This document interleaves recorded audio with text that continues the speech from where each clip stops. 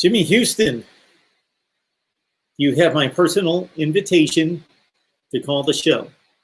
Jimmy Houston, you have my personal invitation to call the show.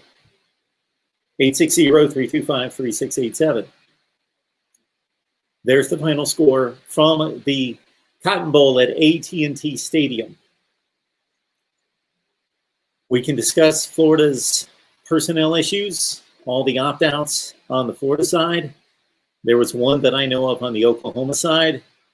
We can talk about the Gator defections and just the graciousness of Kyle Pitts to make his presence during the broadcast to let his Gator teammates know that he was leaving them out to dry, but his support was with them.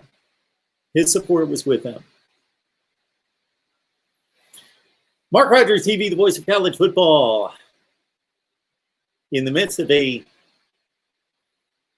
debacle of a bowl season, I had heard some disparaging comments about the bowl season when the schedule was released, and there were a number of players, or a number of first players, and then also teams that opted out, that it was a mess of a bowl season. I was a little bit more kind because considering all that we've endured as college football fans, I'm just speaking as college football fans, forget the real life stuff, the real important stuff. As college football fans, what we've endured in 2020, I was looking forward to a bowl season of any magnitude, and whatever I would get, I would take and receive and be thankful for. But we've seen very few competitive good games. We rely on Jason Ray here from Last Word on College Football to bring us our Oklahoma information on a regular basis. Jason, how you doing tonight? Good, Mark. Thanks for having me. Absolutely. It's good to see you. Yeah. And there's the score in red and white, nice and bright and bold. Oklahoma 55, Florida 20. And unfortunately, now it's going to be a debate, and it's going to be much discussion about the legitimacy of the score and the outcome. Oklahoma could not control what Florida did. They could not control the personnel losses. They went out there and emphatically beat down that Gators team. And we'll focus first on the defense because Oklahoma's been all about offense for many, many years. But we have talked a lot of defense in recent weeks, and it's been a good just a great thing for those who want to see Oklahoma football thrive on the national level long term, because that's been the missing piece. And despite the fine talent that was on the sideline and out of the building for Florida, that Oklahoma defense made a statement. Yeah, absolutely, Mark. And I think they made the statement very early, right, in the first couple of possessions, intercepting Trask, early on. To your point, Mark, the narrative of this game is probably going to be centered around the four receivers for Florida that opted out or was out with COVID in the case of Jacob Copeland. But, yeah, I think as you went through this game, you saw the defense.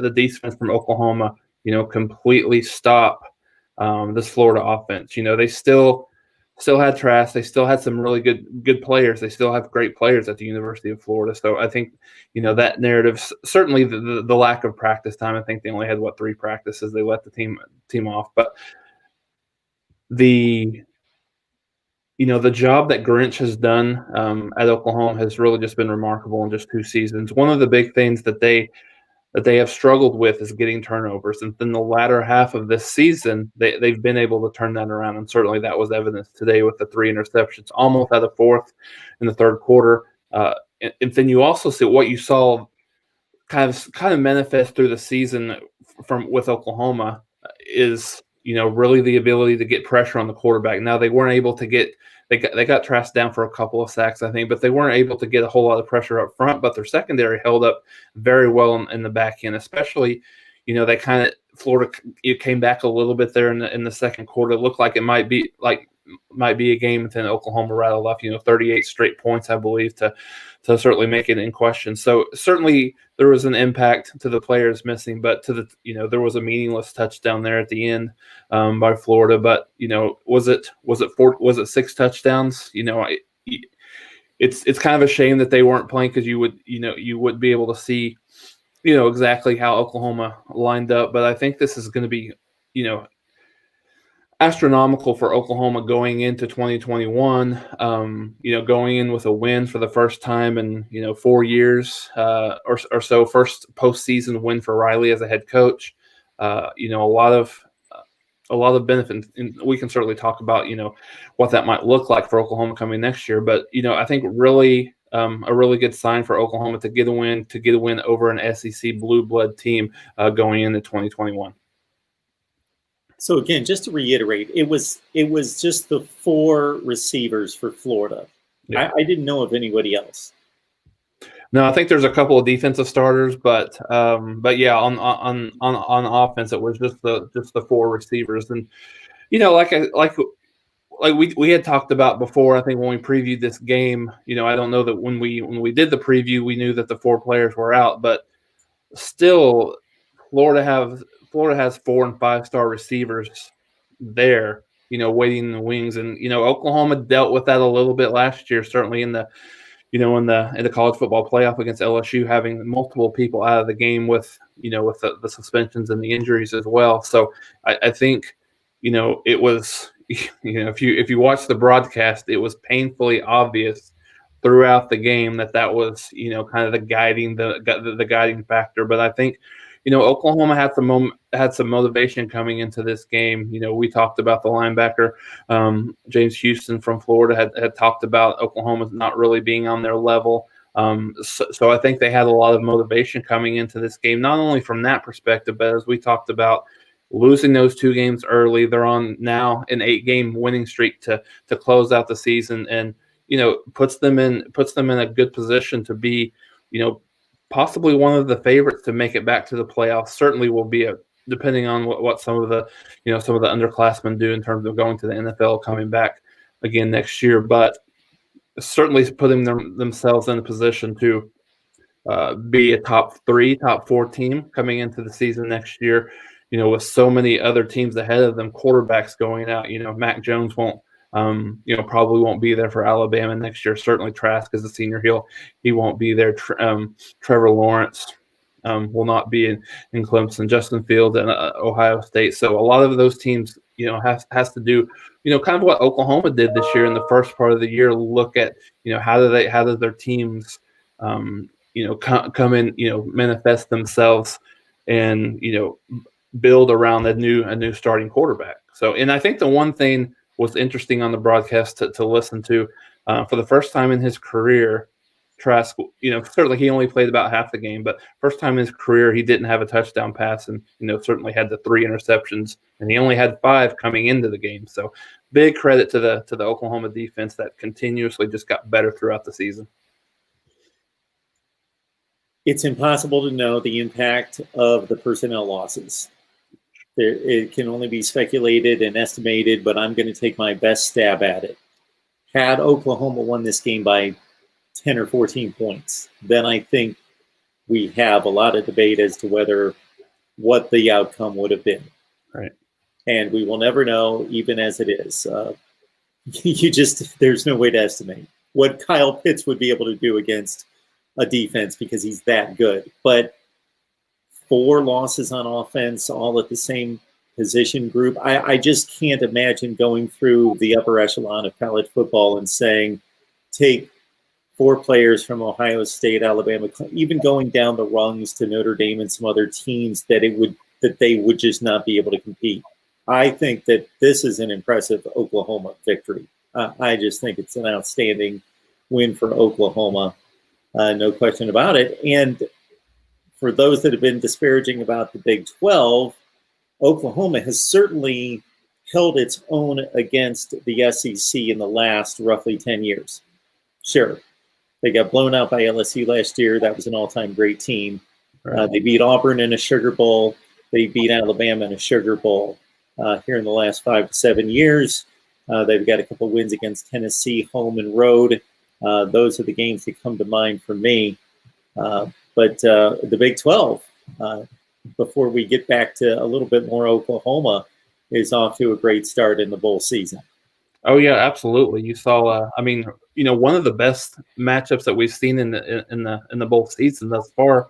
The Cheez-It Bowl with Oklahoma State and Miami. Oklahoma State, certainly got that 3-point win, and then Texas really kind of dominated from the, from the outset against Colorado last night. But yeah, I think your point is well made about the SEC. We've talked about this a lot this year, kind of throughout the season, that the narrative has changed a little bit from the Big 12 versus the SEC. Big 12 has always been year after year after year, great offenses, great quarterback, great quarterback play, terrible defense, and then kind of the opposite side for the SEC. And they even had a graphic on the broadcast this tonight, just kind of talking about how that narrative has changed a little bit. The Big 12 is playing a lot better defense than they have in the past.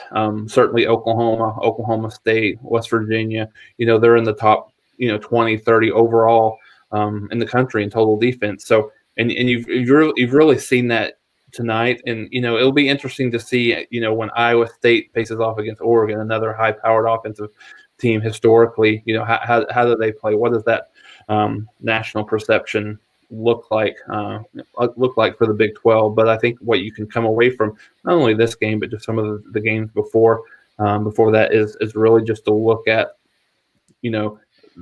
the Big 12 is playing a much different type of ball game, and I think the Big 12 as a whole, all of these teams, the Oklahomas, the Texas, Oklahoma States to a certain degree, realize that to be able to be competitive on the national level, you have to have a better defense. You're not going to be able to just outscore these teams as we've seen in some of these playoff games.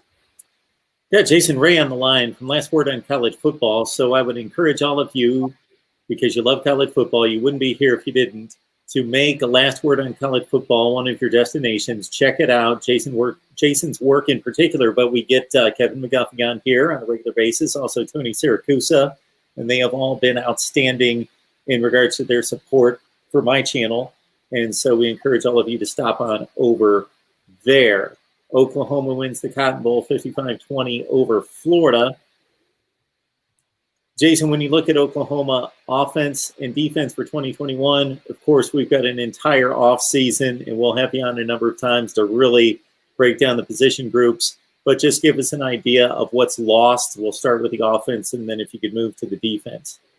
Sure. On the offensive side, honestly, this is a really young football team, specifically on the offensive side. Ramondre Stevenson is a senior. There's some debate whether he comes back. He's only played, he played about 6 or 7 games this year. I think this was, everything that I've been hearing, maybe he's leaning towards coming back. He did have a, kind of a tremendous outing today, almost 200 yards. How does that look from a scouting perspective? So he's one, that could possibly lose. We do have one senior. Oklahoma has one senior, Creed Humphrey, on the offensive line. Of course, he could make a decision to come back. He's kind of come out and said that, he hasn't made a decision whether he's for sure leaving to the NFL or not. Other than that, they don't really lose a lot. He's the only senior on the offensive line. A lot of them will come back. The offensive line was really up and down. Certainly played their best game of the year tonight. Oklahoma had almost 435 yards on the ground. So I think offensively they have a lot coming back. There's some talk about Jaden Hazelwood. Not sure what that situation looks like. He decided to opt out of this game to go back and rehab his knee a little bit more. There's some rumors out there that he's a little bit unhappy with the amount of playing time that he got after he came back. Potentially could go to the transfer portal. So I think the one weakness I think that you've seen on this offensive team this year is the receivers maybe aren't quite as a group aren't quite as explosive as have been in the past. If Hazelwood comes back with Trajan Bridges in the full year, and then certainly Marvin Mims back as well, that could be that could be interesting from a receiving core perspective. But really, Stevenson's the only guy, and Humphrey, that they could lose, and there's a chance that those two could come back in this COVID year. And then on the defensive side, again, I understand I'm putting you on the spot, Jason, because of this just wild card of a situation involving seniors being able to opt back in and use that extra eligibility. So it's a guessing game, certainly. So on defense, it's interesting. They could conceivably have all 11 starters back. They don't have any seniors on their starting 11. I think from a defensive line perspective, they've got 4 guys that could possibly leave early. You got Ronnie Perkins is probably the biggest guy. He was disruptive since the moment he came back. I think he's probably around probably a late second, early third round guy right now. He could come back and be more of a late first round guy if he has a really good year. Isaiah Thomas led the team in sacks. I think 9.5 sacks with a couple tonight. He could possibly test the waters, but from everything that I've heard, all of those guys are probably coming back with the exception of Perkins. Perkins is probably about a 50-50 shot right now. So I think, everything looks good from a trajectory perspective. Of course, you never know. They had TJ Pledger hit on the offensive side, hit the transfer portal. They had the third string tight end who was a true freshman this year, hit the transfer portal. You don't know what that looks like, but from a youth perspective, they are extremely young on both sides of the ball and really have an opportunity to bring a lot of those guys back next year.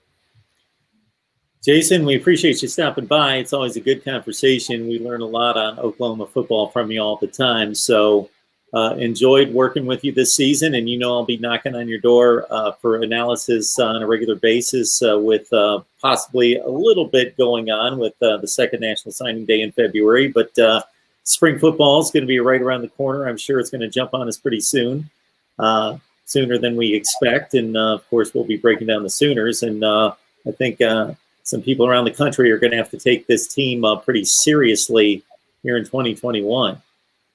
Yeah, no, I think it's, for the first time in quite some time, they have a lot of momentum coming into 2021. We talked a little bit about recruiting. They're still in the top 10 from a recruiting class perspective. Have some opportunities here, to your point, in the late signing period to get a couple more guys. But yeah, I think it's going to be interesting to see. Oklahoma is probably going to be the prohibitive favorite in the Big 12 once again. We always hear the Texas is back situation. It's always gonna rear its ugly head, and I think it'll be interesting from a discussion point this year. Next year. We talked a little bit about the Texas game against Colorado there in the Alamo Bowl, but Casey Thompson coming, probably is going to be the guy next year for Texas. Does that look any different from Texas? And then always an interesting byline with Casey Thompson. His father, Charles Thompson, was a quarterback in Oklahoma in the late 80s, and he certainly went to Texas. So that'll be an interesting story as we go into 2021 as well. Jason, we appreciate it so much. Get some sleep. Enjoy you coming by and breaking it down for us. All right. Thanks for having me on, Mark. Have a good night, Jason. Thanks. Bye. All right, folks, you can call in. We've got some calls in while we have Jason on the line. We've got 264 on the line to talk college football tonight following a dismal bowl game. I probably should have jumped on here sometime in the third quarter, but a dismal debacle of a bowl game out of the Florida Gators. Martin Rosario, I'll get to your super chat in just a second. I appreciate it so much. Here we go. Mark Rogers TV, the voice of college football. Who's on the line? Please turn down the audio in the background. Sorry about that. No worries. Hunter from Alabama. Hey, how you doing, Hunter? Martin Rosario. I'm doing well. What's on your mind tonight? Do you think Florida, with Todd Grantham, do you think that now that Muschamp is back on the coaching market, Did you rather a guy like him as your defensive coordinator? I certainly have thought about it.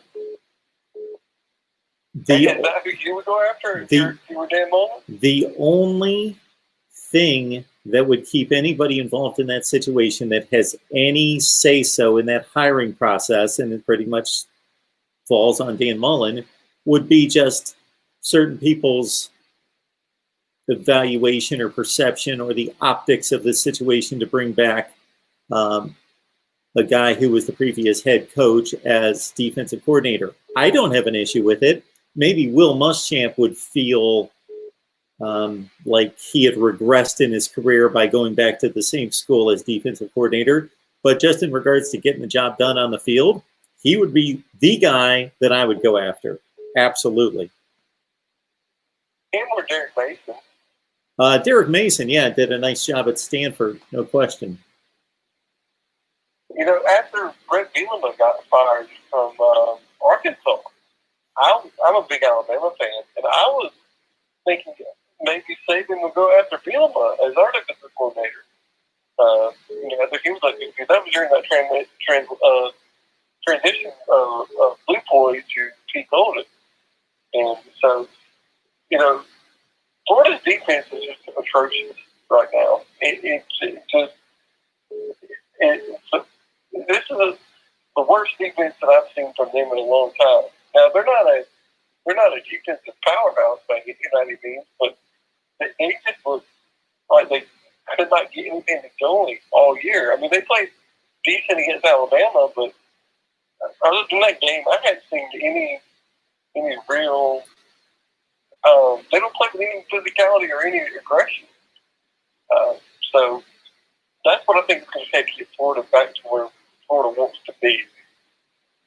As you know as well, Hunter, in these situations in which one side of the ball knows that the other side of the ball is not going to be performing to the same magnitude as they typically do, there is, yes, a sense of pride of being able to step up, guys stepping up, knowing that it's going to be more on them than ever before.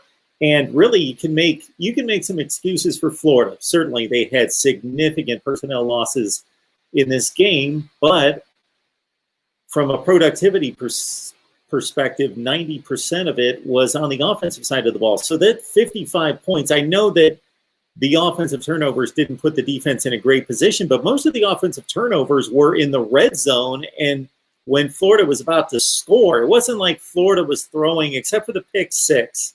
It's not like Florida was turning the ball over in their own end, and then Oklahoma only had 15 and 25 yards to drive for touchdowns. No, they were throwing picks in the red zone and in the end zone in the other end of the field. So Florida's defense got just obliterated in this game.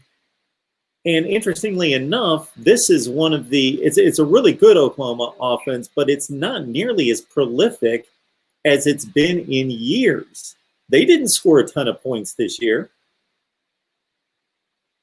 No, you know when you listen guys like Kyler Murray, you're not going to be able to do that. And they don't have the personnel on the weapons on the wide receiver position from Oklahoma standpoint. They don't. That they've had in years past.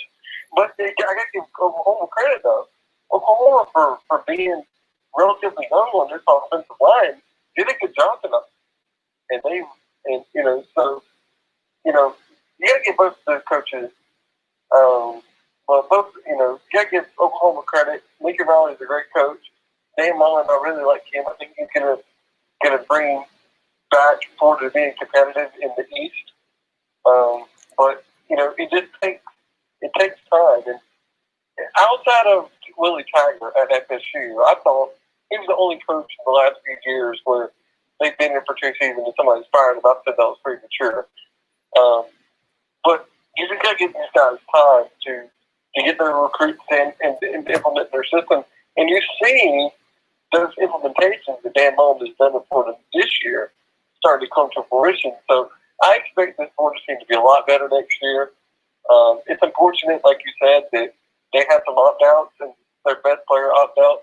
And you said something earlier. That it was pretty crappy for Kyle Pitts to go on national TV and wish them the luck, and then him not being there. Yeah. I don't think that was very, from an optics standpoint, that's not a very good idea.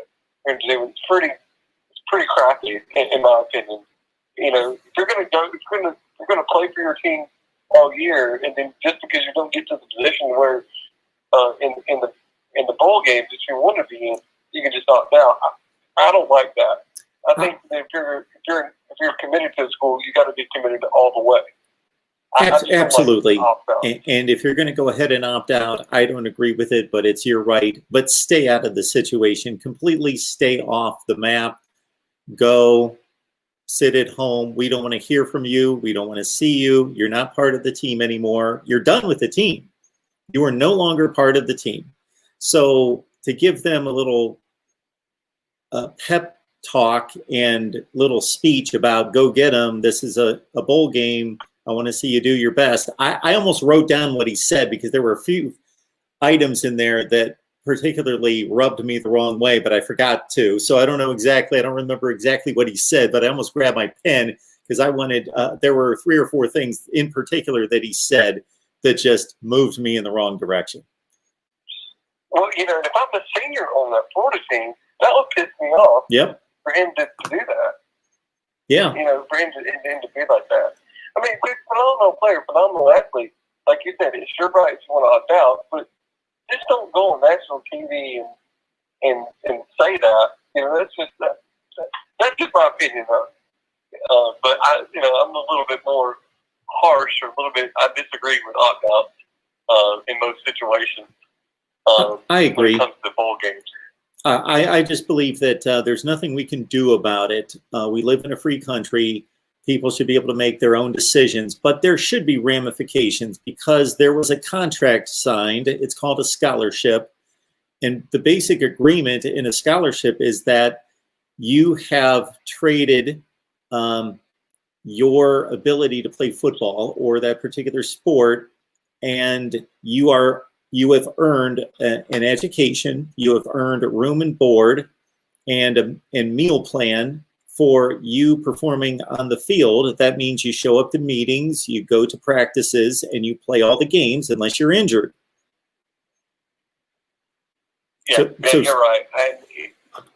You're right. That kind of goes along with the same thought process as the transfer portal.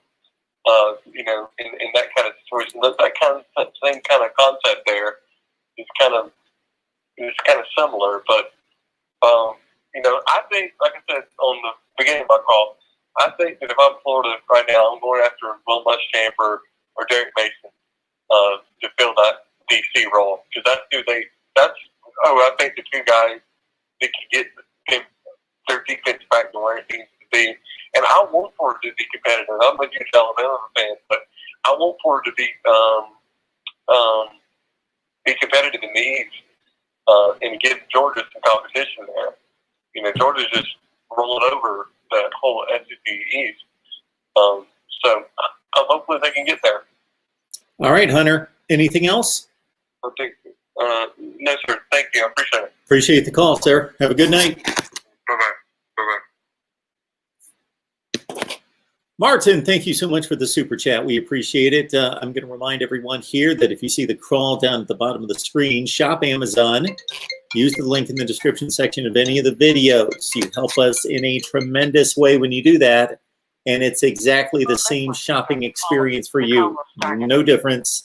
Doesn't cost you a penny. So grab the link in the description section, please. MarkRogersTV, the voice of college football. Who's on the line? Hello, Mark. It's Ben. Hey, Ben.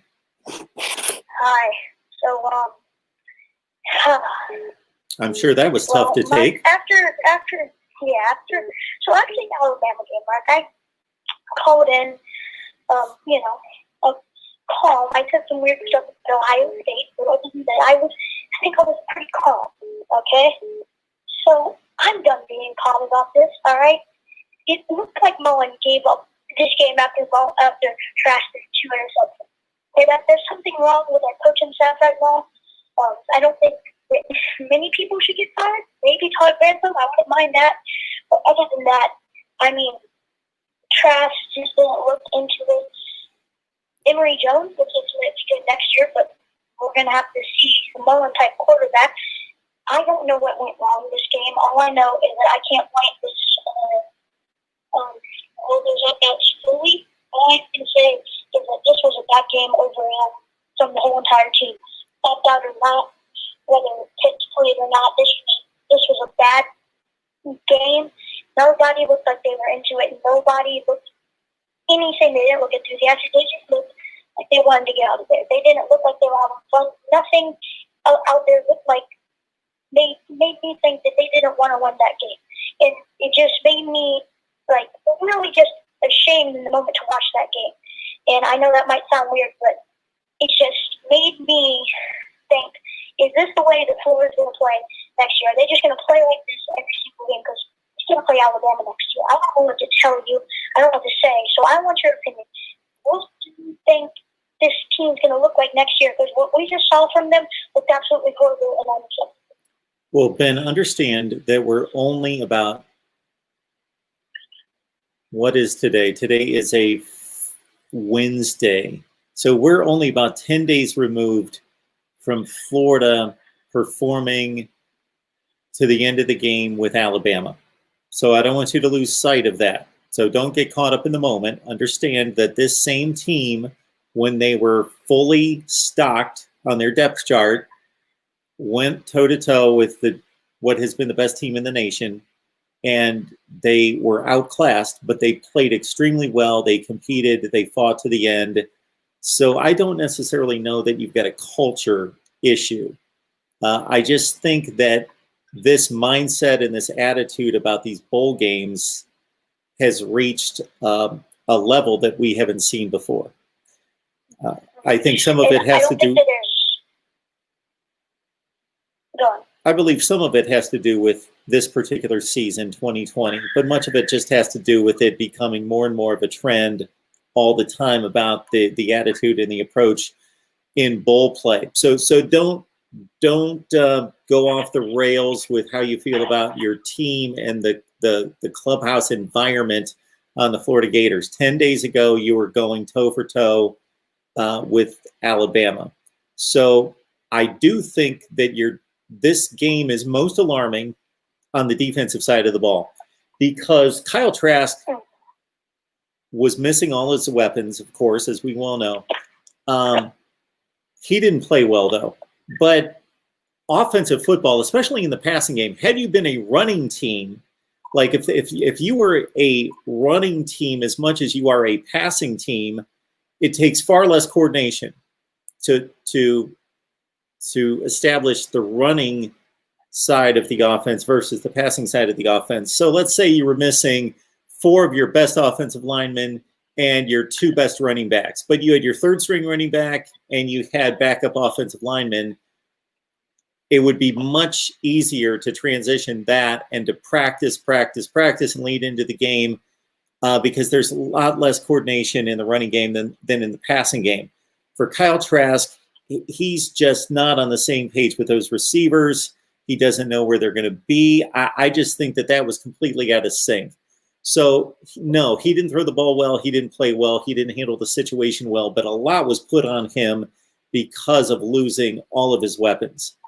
So that side of the ball I can understand, especially since Oklahoma has a much better defense than people give them credit for. The alarming portion of all this is the defense. That Oklahoma has not had they've got a good offense. They do not have a typical Oklahoma prolific offense. They've not been scoring a lot of points this year. They scored 27 against Iowa State, their last game. They scored 27 the week before against Baylor. Those are the kind of efforts they've been giving on offense. So it's the Florida defense that showed no heart, no pride, no effort. That I'm more concerned for the defensive side, and that's where your buddy Todd Grantham should take a lot of blame and probably lose a job. Mm-hmm. Yeah, I don't think that there's a culture problem because obviously, Mullen has gotten guys buy-in, and I don't think there's a culture problem. I just think this game, obviously the opt-outs didn't help, but I don't want to make excuses for the way that defense played or the offense played Because, I mean, Marco Wilson was out, so pretty much that just saved the shoe for 60 minutes in that stadium. I don't know what to tell you, Mark. It's not a culture problem. It was just that game. There was something off about it, and it just made me think, like, it didn't make me think that there was a culture problem, but it made me just watch it and just say, this looks off. So, I mean, I'll hopefully, obviously I think we're going to get better over the season. I think Emory Jones will hopefully improve next year going into the season, and he did pretty good. I also liked Anthony Richardson. He did pretty good at that last drive. He ran a guy over too, so I liked him too. So that's all. And then also the last caller talked a bit about firing Grantham and getting Muschamp or Mason. I believe he said. Yes. I beg anybody whoever makes that decision not to get Muschamp or Derek Mason to come to Florida. I'm sorry, but I just beg they don't. So that's all, Mark. Thank you. Thank you, Ben. I appreciate it. All right, bye. All right, our guy Ben called tonight. We got Hunter from Alabama. Appreciate the super chat. Just got another one coming in here. Let me catch up with that. Coming in from Ryan. Thank you so much, Ryan. I appreciate that. Mark is the best in the business. OU needs a senior-laden team to bridge the recruiting gap between them and the Elite Three to compete for championships. Yeah, we hopefully, Ryan, you caught the conversation we just had with Jason Ray from Last Word on College Football. We talked a lot of Oklahoma and look ahead to 2021. And Jason always supplies us with some good knowledge on the Sooners. Mark Rogers TV, the voice of college football. Who's on the line? It's me, Ron. Yeah, what's going on? That was just an abysmal performance by Florida. I mean, 400 yards on the ground. Yeah. They're missing a lot of some players, but there was zero effort. I mean, the only efforts I kind of saw was when they chased down, like, their freshman running back for big plays after, like, 70 yards down the field. Honestly, that big run, that should have been a house call. Yeah, so there was just no effort at all. I would like to get some clarification. Do we know, if anybody knows in the chat or who exactly was missing on defense? I think, like, Milner started linebacker and, like, 4 others. Okay. That doesn't mean that the defensive line should get owned as well on the ground. Sure. Mm-hmm. But, and yet Florida was talking all that trash about OU. That's just laughable for me. Well, what James Houston had to say about the Big 12 and Oklahoma not being on their level, he certainly should have checked around the locker room first to find out who was going to be opting out before he stuck his foot in his mouth. Right? Like, if you're going to talk trash, you better back that up. But they didn't back up at all.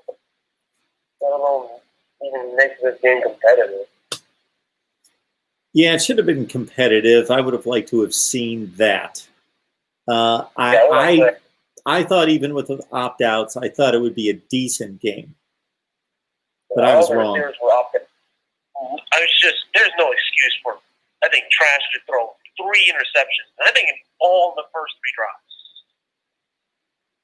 Yeah, close to it. Quarter. Yeah, yep. I mean, he can lose all the talent and have some trouble moving the ball downfield, but you cannot throw 3 interceptions like that. Well, Fields did that against Western. Yeah, but you have to understand, Kyle Trask was missing his guys, and that completely messes up a passing game.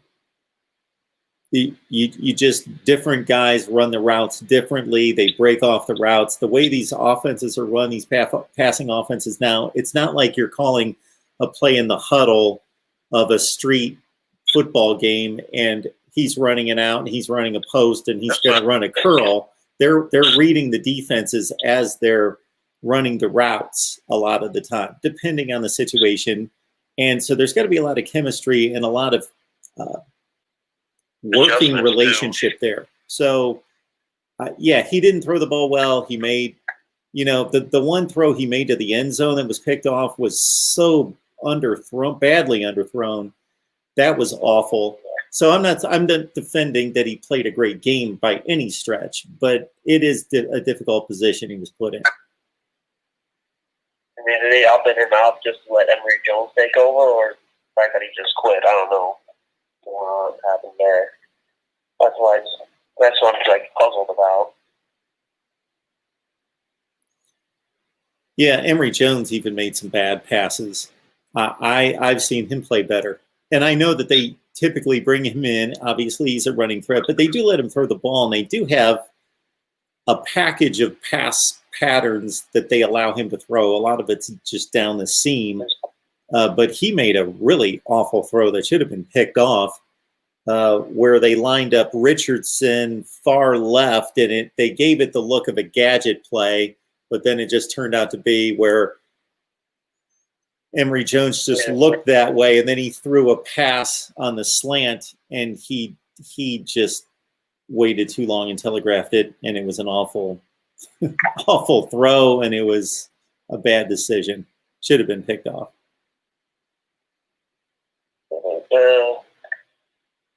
And there's like chemistry issues are things, but like shouldn't that be like worked out in practice? I know COVID has definitely altered that. But there's just no way you can look like they didn't show up at all. There got to be some adjustments too when it comes to like in game. If you can't be adjusted in practice, change the game plan in the game. But they just look like this was just like they look like they just quit. Okay, that's all I can sum up about the game. Yeah, I can't argue with that, and I think especially on defense again, because I can make more excuses for the offense than I can for the defense. All right. Yeah. Anything else? Well, the loss of Clemson's offensive coordinator Tony Elliott. Yep. Well, for 2 days before was it? Yeah, 2 days before kickoff. Yeah, so there's been some reports on how they're going to handle that, and I know that both Ryan Day and Dabo Sweeney have news conferences in the morning that I should lock into to hear how that's going to be explained by Dabo in regards to how they're going to handle that. In terms of the play calling, I know that there was something said on tonight's broadcast about how the play calling is going to be handled. All right, I'm going to take these other calls. I appreciate the call. Yeah, that's all for me. Thank you. Press 1 to start the call or 2 to decline. The call will start at the beep. MarkRogersTV, the voice of college football. Who's on the line? Hey, Mark, what is that? What's that? Damn. Can you hear me okay? Yeah, I gotcha. Who is this? All right. I wasn't sure my speakerphone was working. Oh, it's George. It's George. There he is. Well, George, we're feeling for you tonight. I had a mouthful of Thai spring roll and peanut sauce, but I'm over that now. Don't go bad for me. Be happy for Oklahoma. Okay, we'll be happy for Oklahoma. With 7 minutes and 30 seconds left to go in the game, it showed a shot in the stands. And there's this pretty young mom there with her 2 little boys. I didn't see the dad, but maybe he was in the picture. I'm just saying. And the little boys were wearing Oklahoma football uniforms, and they were all dancing. And really, isn't that what this is all about, college football? Somebody's going to win, someone's got to lose. And the whole state of Oklahoma is happy tonight, even if they don't care about football. I'm happy for them. Good old ass kicking. If there's something we've learned, George, is that you are able to embrace the college football fan and be happy for whomever is victorious on a given night. It's very classy of you. Except for Georgia. Except for Georgia. Give them that. Okay. Because they're rude to me, Okay. Everybody but Georgia. Yeah. Everybody but Georgia. And you'll be rooting for Alabama on as an SEC team on Not Friday? at all. Not at all. No. Not at all. Okay. I think Alabama's the best team by far. I think they're going to roll over everybody, but I don't care if they lose to Notre Dame. I mean, it's open season on everybody now. Yeah, I'm not an Alabama fan. Well, I know you're not an Alabama fan. I thought you rooted for the SEC. I think they have the best team. I don't really care about the conference thing that much. Okay. I would be really happy if Ohio State won because I think Clemson's on a high horse. You know what I mean? I think they're a little bit haughty. Oh, yeah. They feel good about themselves. Sure. Yeah, they should be more humble. You know, they should. They've got every right to. And nobody's even seen Ohio State play a really good game this year. They should be scared. You know, they should be like, what if they're peaking, you know, at 8 games or whatever you played. They are the wild card team. Yeah. Because Ohio State could give Alabama a good game. they could. They could. Yeah. So good Clemson, but I can't see Notre Dame giving Alabama a good game. I mean, Yeah. Well, who knows? It's Reds, I don't know. that's why I'm calling them the wild card team, because I think Alabama's playing better than anyone. I think Clemson's right there, and I don't think Notre Dame has a chance. So Ohio State is the team that's capable of winning the whole thing, but they need a lot of things to go right for them. Do you remember that interception that Trask threw in the end zone? Remember that? Short? Yeah, I was just talking about it with the last caller. It was awful. The defensive lineman hit his arm. Oh, did he? Yeah. Okay. The guy was All running, right. and I'll it excuse went it. his arm. Okay. Yeah, that's the one where he was back to pass, and he had to kind of run up in the pocket. And he was kind of running. Yeah. Okay. Yeah. Not that that's a great conciliation, but I just thought I'd mention it. Okay. We'll give you 55-27. We'll give that one to you. Exactly. That's what I'm talking about. Hey, anyway, we played all freshmen today, and we even had the glory of seeing our best kicker with all the SEC records miss a 58-yard field goal. It was a wonderful day. It was just perfect. All right. Well, you'll be back. Yeah. You'll be back at it next year. 58-yard field goal. You know, it's like, come on, 58. That's not too much to ask of your kicker, is it? Hey, in a game like that, just let it fly. Roll the dice. Send them out there. I think it's fun. All these kickers have video of them kicking 70-yarders now. I'd love to see it one day, a 62-yarder, you know? Yeah. Well, it's been done, I think. They're getting better all the time. All right, George, I'm going to take these other calls. I appreciate the call. All right. Congratulations, Oklahoma. I said it. Appreciate you being a good sport, George. Catch you soon. All right.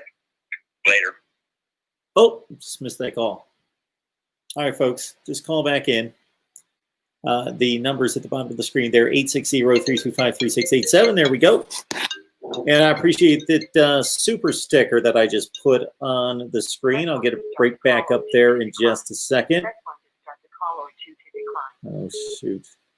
This happens all the time. There we go. Okay. The call will start at the beep. Too many calls coming in. Mark Rogers TV, the voice of college football. Who's on the line? Hello? Okay. Hey, this is Aaron. Can you hear me? Yeah, Eric. How's it going, man? Good. Georgia fan here. Yeah, what you got? Good Yeah, game. if you can turn down the audio in the background, please. Oh, okay. Thank you. How about now? Perfect. Yeah, man. The more I see Florida play, the more I'm upset that Georgia lost that game. Well, I know that you understand what wasn't on the field for you that day in terms of not having the right quarterback and missing 5 defensive starters. Yeah, Yeah, it's just I don't know, man. Florida just seems so undisciplined. When I watch them play, and when I watch their secondary, even when I watch them tackle, it's just all is just so undisciplined. You know, I don't know.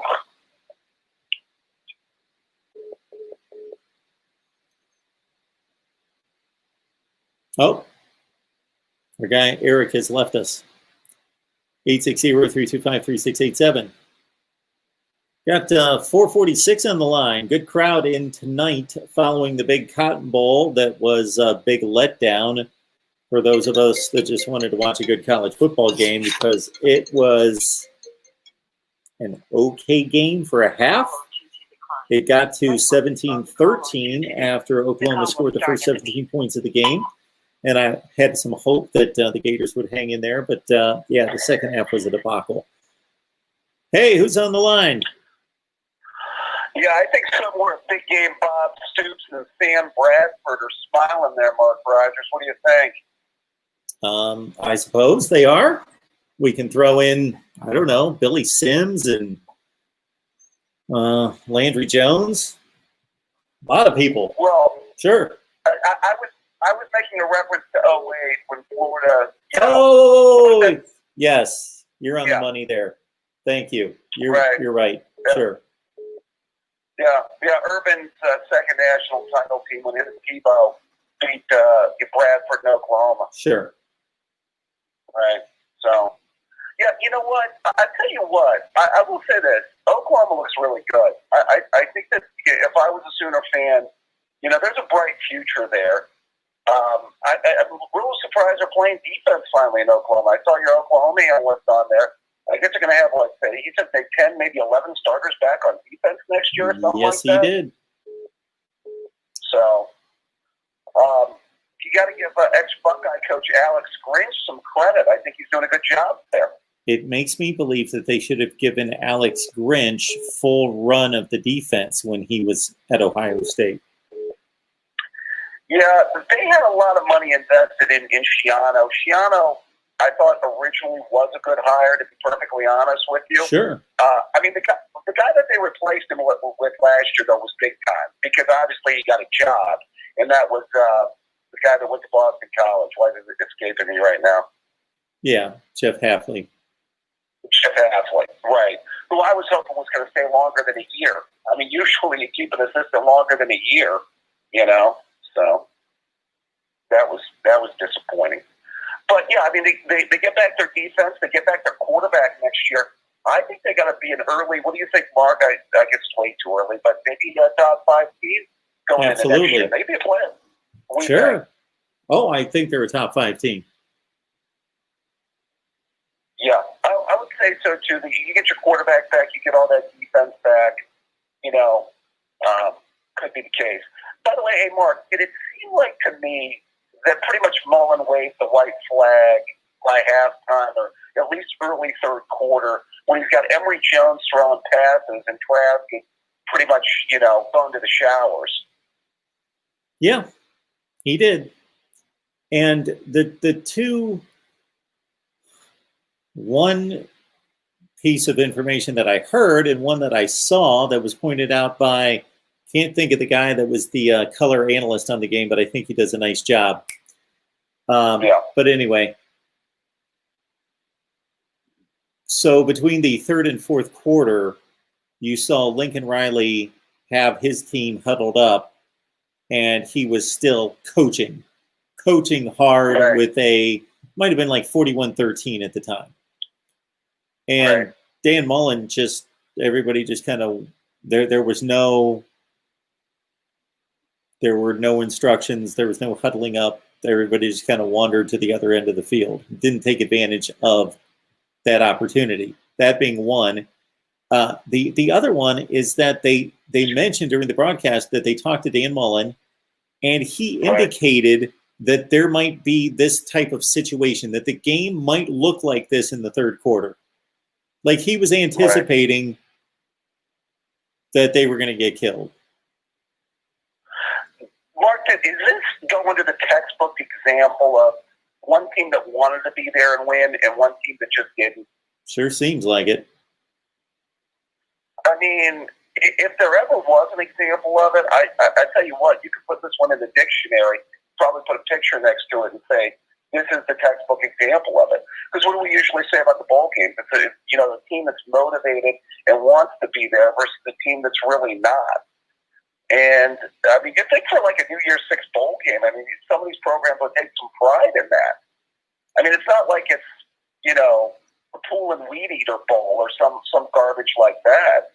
Well, regardless, thoughts, even if it is the Pool and Weed Eater Bowl, and I understand the distinction you're making, which makes total sense, but Right. I go back to this, and I don't know that many people agree with me or not, but look at Florida's schedule. Now, their situation being a little bit different because they culminated their season with a division championship and a conference title game appearance. But take a number of these other teams. Texas, for example. I don't know. Take a number of teams that went to bowl games this year, or in any year in which they go 7-5, 8-4, and had no legitimate chance of winning the division. You go week to week through their schedule, and let's take Florida in a year in which they don't win the SEC Eastern Division. And from week to week, they're playing Kentucky and Missouri and Vanderbilt and all these teams. And there's not a whole lot of attention on their team nationally from week to week. Now, of course, they're a big program and they garner a lot of attention. But when it's all distributed across the nation among all the games and the conferences, there's very little attention, relatively speaking, given to the Florida-Missouri game or the Florida Ole Miss game, on and on down the line. They get to a bowl game, regardless of the bowl game, but certainly to your point, a New Year's Six game, everybody's watching the game. Right. Everybody. Right. And I don't understand this growing, and it seems to be getting worse. This worse and more frequent, both. Yeah. Well, what is that? Urban talked about this, I think, on the podcast. It's either, I'm going to college to either play in the playoff and then get on to the NFL. And if it's not a playoff game, and I posted this in the chat, it's almost like, what's it worth for me to play in it? And, I mean, again, Mark, that leads to the most obvious thing, which is basically, the expansion of the playoff is the most obvious solution. Because we're not going to go backwards, Mark. We're not going back to the poll era, or we're not going back to the BCS era anytime soon. Sure. So, but it's ironic that you bring up Urban Meyer and that he made comments about it, because if there is a program or a coach in the last 10 years that would have more reason to let down in a non-playoff situation based on the expectations of making the playoff and barely missing it, it would be the 2018 Buckeyes. It would be the 2017 Buckeyes. It would be the 2015 Buckeyes. And what did they do? They went up against teams that were ranked in the top 10 and beat them. Sure. Definitely. Unfortunate for us, we didn't have too many opt-outs. We had Denzel Ward. That Cotton Bowl was a little bit disappointing, but other than that, it wasn't bad. Yeah. Hey, last couple things real quick. Hey, one more guess, by the way. I thought about another good guess for Mark Rogers TV in the future. SEC Live, if you could ever get, this would be a big one, if you ever got Feinbaum. If you ever got Feinbaum, what do you think of Feinbaum? Oh, well, any of those guys, of course, I'd love to have them on. Probably the most well-known guest I've ever had on would be, I've had Peter Burns from the SEC Network. He used to join me all the time. I can text him at any time, but he's a great guy. I've had him on probably 25 times in the past. Right. But probably Phil Steele. And then also I've had Phil Steele on 3 times, and I've also had on Jerry DiNardo maybe 3 times from the Big Ten Network.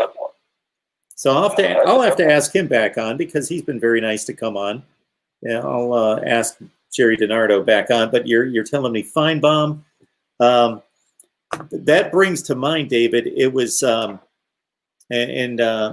shut me up if I've already told you this, because I did mention this one time on here.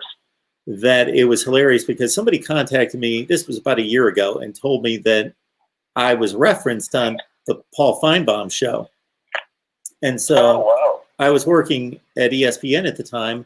And so fortunately, when I was at ESPN, I could go on my corp station and I could watch any show at any time. Like you could just, go to 5 o'clock on ESPNU last Thursday and just type it in, and you could watch anything at any time. Going back years, you just type in the network and the time. So I asked this person, I said, can you pinpoint for me when I was referenced? And anyway, they got that information to me. I look it up, and a caller called in and said to Paul Feinbaum, they said, I'm sure you know who MarkRogersTV is. He said blah, blah, blah about LSU in Florida, and I forget what the person said. And Feinbaum didn't respond one way or the other. He just kind of gave a kind of a strange look. He didn't say, I don't know who the hell that is, or he didn't say anything. But that's the way the guy led into his question. It was amusing. Yeah, you use those old ESPN connections you got there, Mark. Well, no. That had nothing to do with it. Well, I thought maybe that might help you there with that. But hey, last thing, Mark. One thing on a sponsor too, and okay. I'm not just saying this because you got the beard going. The Dollar Shave Club. I'm telling you, Dollar Shave Club is a great sponsor. I mean, you look good with the salt and pepper, Mark. Don't get me wrong, but I'm just saying, Dollar Shave Club would be a good. And why do you say that? You've said that before. Well, a lot of the podcasts I listen to always have Dollar Shave Club. Okay. And to be honest with you, I'm a fan of their product. Okay. I will look into it. I've certainly purchased from them as well. All right, my friend. Thank you, David. Care. Appreciate it. Yep, bye-bye. Our guy, David Greenshield. That gave me the idea after I heard a caller mention me on Paul Feinbaum's show. I thought, you know what? I should get all of you guys to call Cowherd and Feinbaum and all those shows and just reference me all the time. I'd pay you to do that. Oh, did I mess up? Here we go. There we go. The call will start at the beep. MarkRogersTV, the voice of college football. Who's on the line? This is Nick Austin. How's it going, Mark? Hey, Nick. I'm good. Thanks for calling. What's going on? Good. Just called before. Was curious about your opinion on the college football playoff expansion, and if they were to expand. Well, I guess number one, do you think they're going to expand it? And number two, how many teams do you think they should expand it to, and why? Okay. Before I start my answer, I'm just curious. How long have you been watching our show? For a little while now. Are you asking me because I've called multiple times? No. I'm just curious because I've outlined this a number of times, but that's why I'm here. I don't mind doing it again. I was just curious because I seem to be on a rampage from time to time concerning the playoff. I'm very outspoken about the playoff, so I will get into that. I guess I won't. I've watched your show for probably about 20 minutes, so I won't waste your time. No. Whoa. I'm sorry, I wasn't clear on my question there. How long have you watched my channel? Like overall, like a month, 10 months? Not this particular show. I've been watching your channel for several months. Okay. I like your segment. You do the Big Ten War on with Steve Dace. Okay. I check in from time to time. Part of the reason why I'm asking this, I feel like you've answered it before, but I can't remember. I've kind of checked out for a little bit there from college football because I'm a Michigan fan and they suck.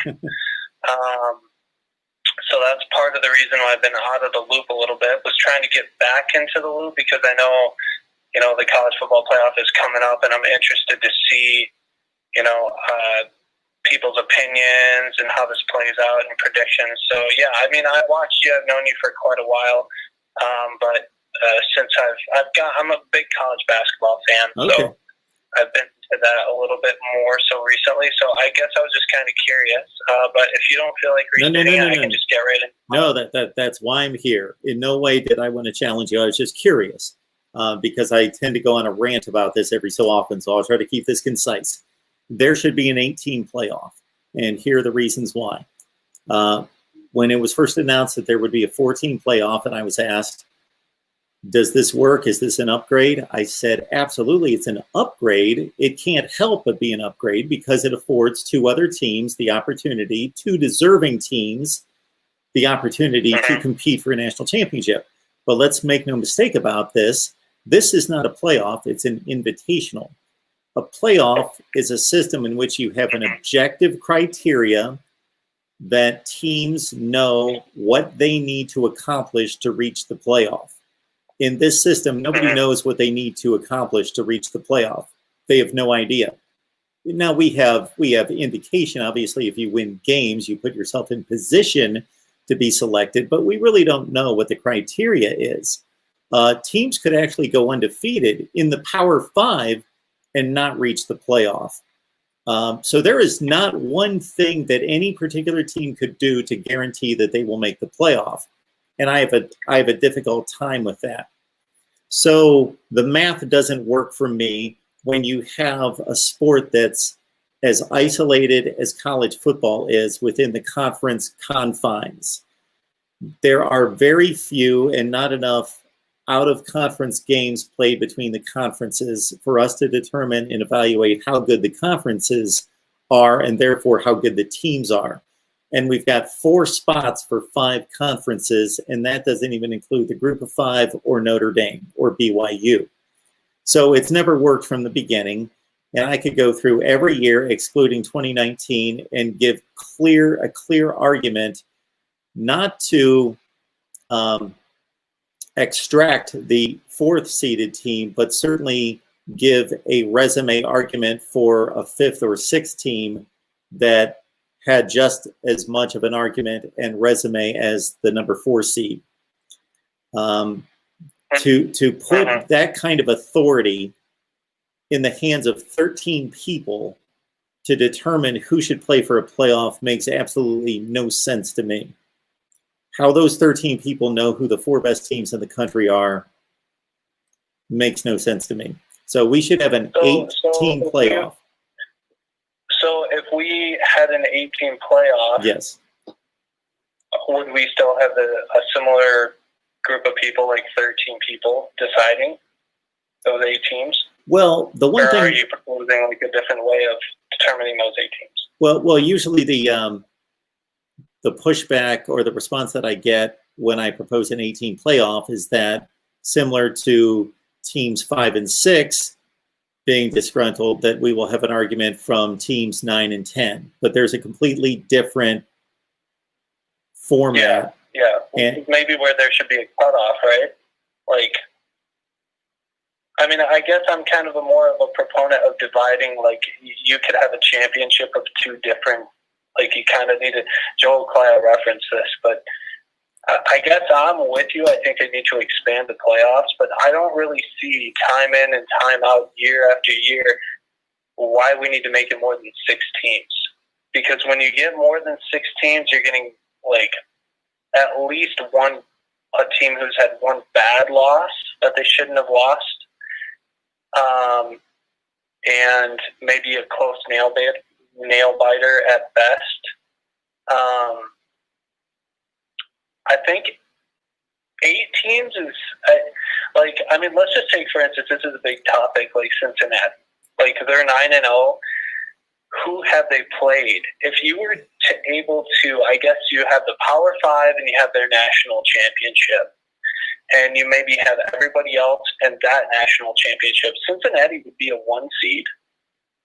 And I don't think that would hurt ratings that much. In fact, it'd probably bring them in more money.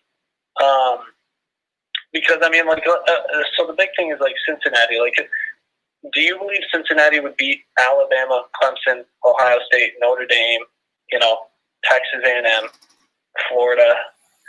I mean, there's even Georgia. You're getting to one of the main. You're getting to one of the main reasons why we shouldn't have a selection committee selecting all the teams, and that's it. Shouldn't matter what I think. It shouldn't matter what I think. We shouldn't be speculating and determining in our minds who should beat who and we're not going to give them a fair shake or allow them to play because we don't think that they can play. It shouldn't matter what I think. It shouldn't matter what they think. The funny thing you said, to give somebody a fair shake, they actually have to be able to compete to begin with. That's the whole premise of giving somebody a fair shot. If they're not in your league, if they can't compete, they don't have the talent, they don't have the coaching staff, and I love Luke Fickell, but I mean, Luke Fickell is staying on Ohio State. And not saying he's a bad coach, not saying he hasn't evolved and all that stuff. But, I mean, like, you got to be somewhat realistic here. To think that Cincinnati should be in the college football playoff, I mean, that's like thinking the new KFC, like the KFC fast food chain, that new gaming console they came out where it heats their chicken. That's like thinking that's a good idea. I mean, it's ludicrous, ridiculous. And I know that's a weird analogy, but that's actually real. You can look it up. As ridiculous as that sounds.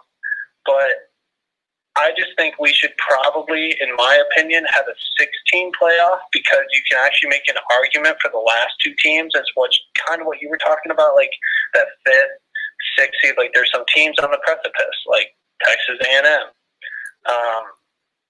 Personally, I don't think Notre Dame should be in the top four, but I don't think they found anybody else to really put there. But I mean, just looking at the top rankings right here, I mean, you have Oklahoma 8-2 at 6, Florida 8-3, which Florida's been competitive. I mean, this is just my opinion. I think Florida deserves to be, and this might be crazy. You tell me if you disagree.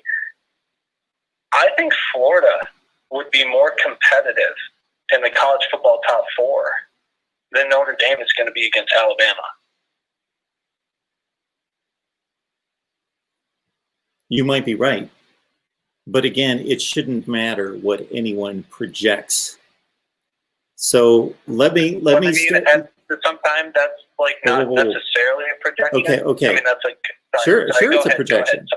So allow me to answer. Allow me to answer from top to bottom your initial question, and I'll try to do it concisely because you've taken it in a number of directions in which you're assuming things about my analysis and about what I am proposing. I am not necessarily proposing that Cincinnati is going to be in the playoff. Okay, here we go. We have 5 Power 5 conferences. We have 10 total conferences. We have a divide between the Power 5 and the Group of 5. There is certainly an overlap amongst teams, but there, by and large, is a difference in level of play. Absolutely. So there needs to be a fundamental decision made to either include the Group of 5 or exclude the Group of 5. What we currently have is a situation in which we patronize the Group of 5. We say that they're included. We say that they're considered. The College Football Playoff Selection Committee will rank their teams 12th and 19th and 22nd, but they do not consider them legitimate contenders for the playoff and do not rank them in the top 4. Therefore, it's an insult to even include them. So either make a fundamental choice that you're going to give them a place, a slice, not an equal slice, but give them a slice, meaning one opportunity, one path for their best team to be included in the playoff, or make the fundamental choice that they are not good enough and they need to be completely excluded and told to play their own playoff if that's what they so choose. So that fundamental decision needs to be made first and foremost. The second decision that needs to be made is about scheduling. It is ridiculous for teams to be running around in programs scheduling games 13 years in advance. There is no reason for that. It's been proven, especially in this COVID 2020 season, that schedules can be made on the fly. The NFL, Major League Baseball, the NBA, all are capable of making very complicated decisions concerning scheduling during an off season. The scheduling should be taken out of the hands. And the reason the scheduling is so important is because the teams need to be evaluated fairly and in an equitable way. So the schedule needs to be built in a way that is equitable. So the non-conference schedules in particular need to be equitable. You cannot have USC facing Notre Dame and Alabama in a non-conference schedule and have Baylor facing Lamar, Sam Houston State, and Texas El Paso. There needs to be equitable scheduling so you can properly evaluate the team. So I built a scheduling format. I'm not going to go into it, but it's equitable, both in conference and out of conference. So then we go to 8 teams, and the reason we go to 8, and I'm sorry, sir, I forgot your name. I'm going to write it down. Nick. Thank you, Nick. So, Nick, no problem. The next portion of this we need to consider is that I understand that it's reasonable to believe that because we typically have an argument for the 4th position in the college football playoff, that we would only need to expand to 6. So from that argument standpoint, I get that, but it doesn't work in regards to setting up a playoff, because 6 means that you have 2 byes, and the byes would have to be unfairly given to 2 teams.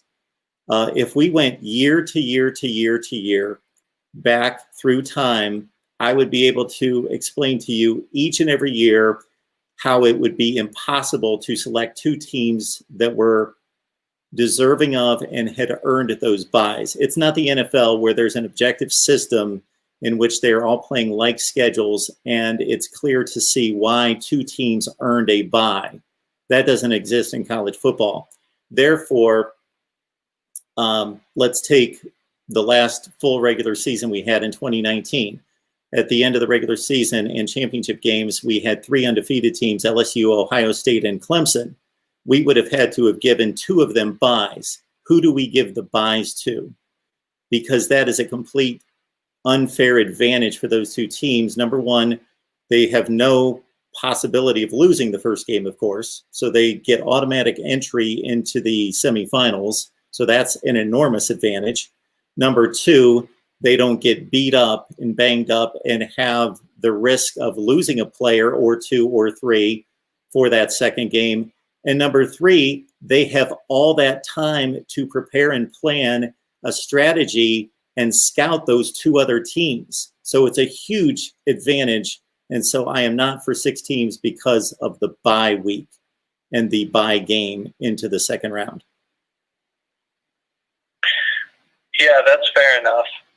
I guess from a scheduling perspective, I definitely don't disagree. I'm just kind of looking at the rankings year after year, and it kind of seems like we always have an argument, which you always would. I mean, if you expanded it to 8, I think it would solve most of the problem. Because 9 and 10, it seems like you get to some ugly territory there. But so, Nick, here's the other difference. So people bring up the same thing that you just brought up, that regardless of how far you expand the playoff, that you're always going to have the argument from the 2 teams or the 3 teams that are being left out. So if you expand to 8, teams 9 and 10 are going to argue just like we currently have teams 5 and 6. Here's the huge difference, though.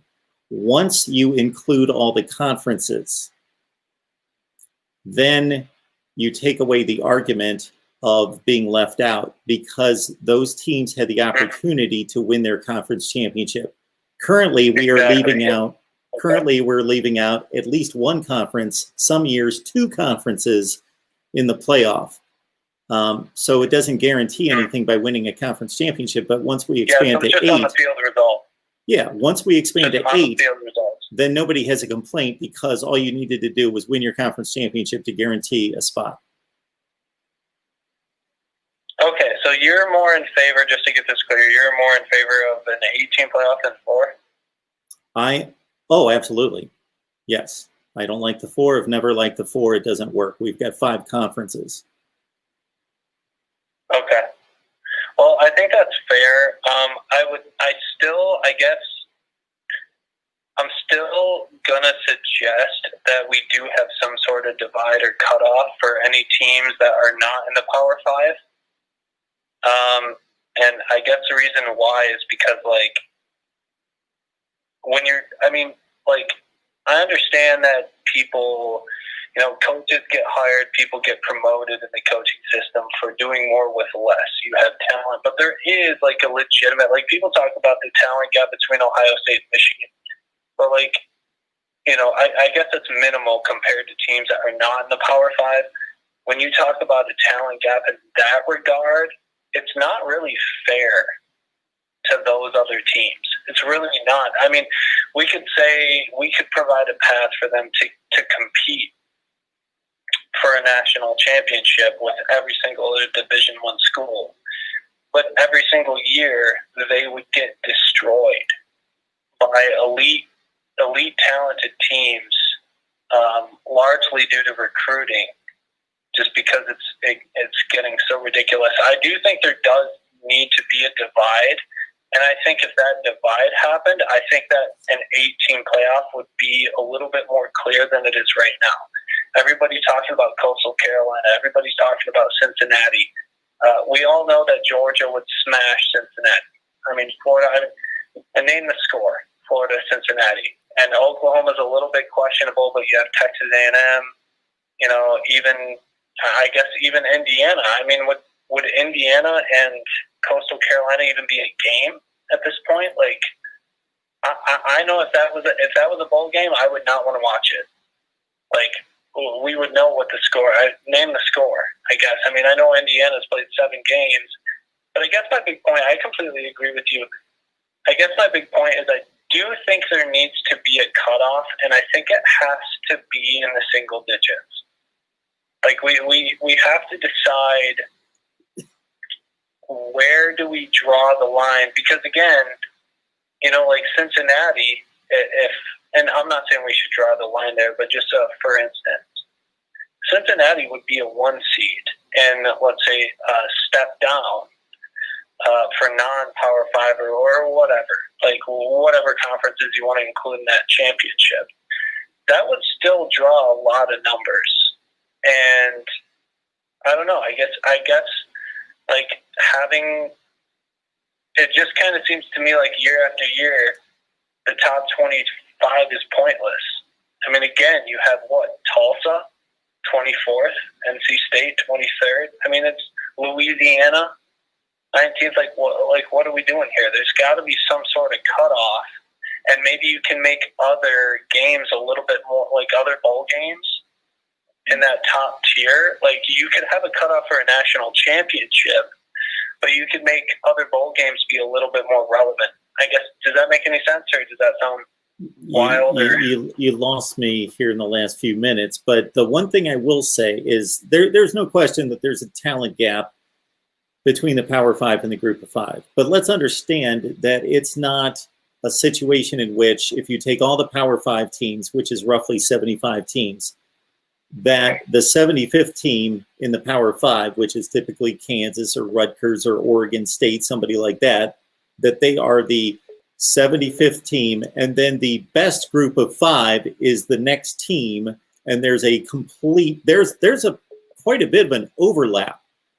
There are the Boise States and the UCFs and the Houstons in previous years, and I could go on down the list of teams that are from the Group of 5 that are legitimately, now I, to your point, rarely believe that they earned their ranking. So if a Group of 5 team like a Boise State goes 12-1, they're going to be ranked like 14th in the country.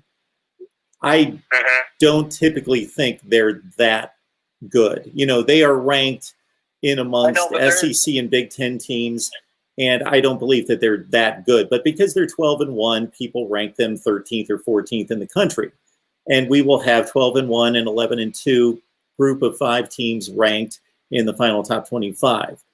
I think that they're more like the 30th or 35th best teams in the country. But there's not...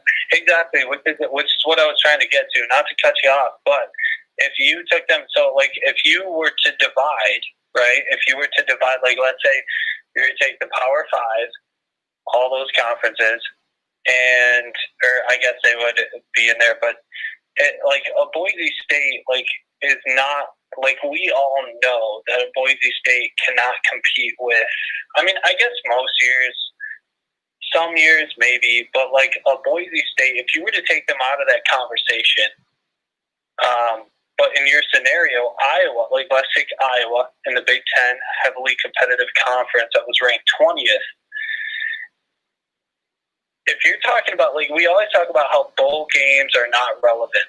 If you have a divider and you remove like a Boise State, a team that's clearly not on the same level in the same conference, all that stuff, those bowl games, like let's say Iowa was ranked 20th overall, Boise State was ranked 17th, technically like an overall poll, Boise State at 12-1 could compete for like a lower tier championship. Iowa at 8-3 in a much more competitive conference could play in a bowl game, and all of a sudden that's a lot more meaningful to watch. Like you could make a reasonable projection that they could pair or they could face off against a higher ranked SEC team or whatever, because you're removing in the overall ranking you have Boise State or whatever. You're removing them. I guess, does that make sense, or am I losing you? I'm probably losing you.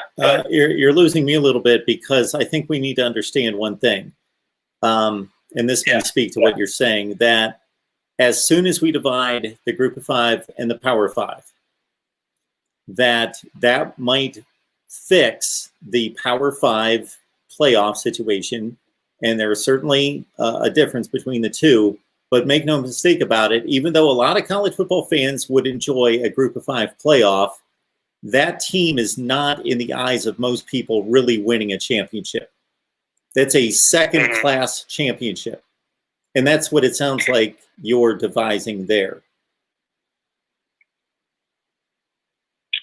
No, I agree with that. But I do think that, I mean, I guess the debate comes down to, is a second-class championship?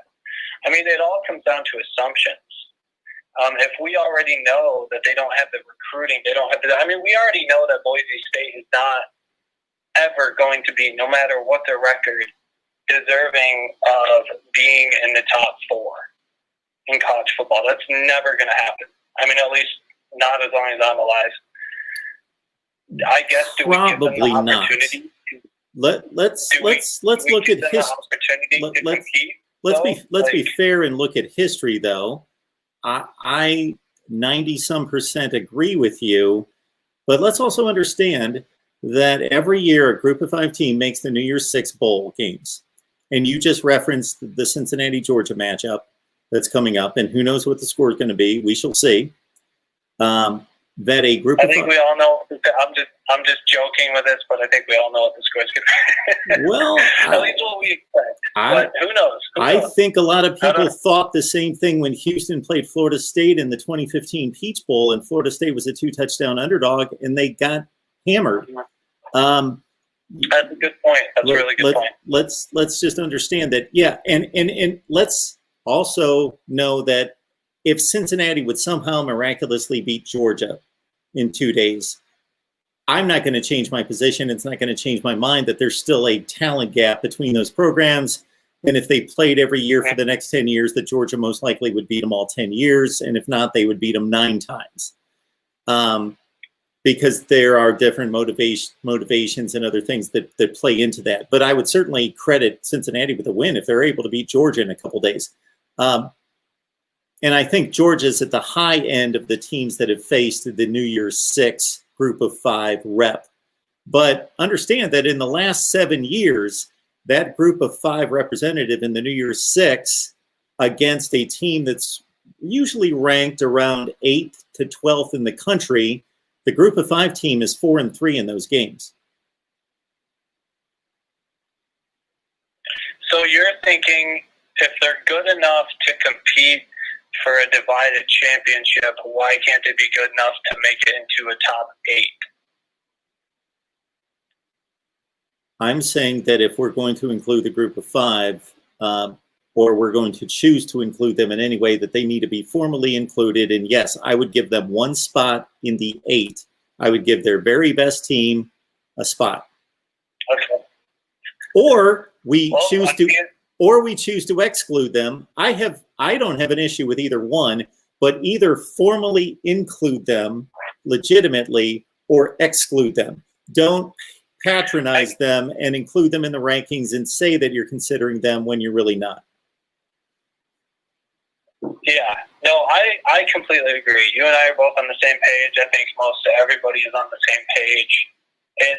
These conversations happen because we want to make it more competitive, and we all know exactly, like you referenced earlier, this is really an invitational. I like to reference other people and call it an Alabama invitational. But it's just, I guess if they really want to compete with college basketball and March Madness, we can all agree that there needs to be some serious changes made just to make it more competitive, because that's what it's all about. But I appreciate your time, Mark. Won't keep you much longer, so thank you. I appreciate it, Nick. Thanks for the call. Have a good night. Yeah.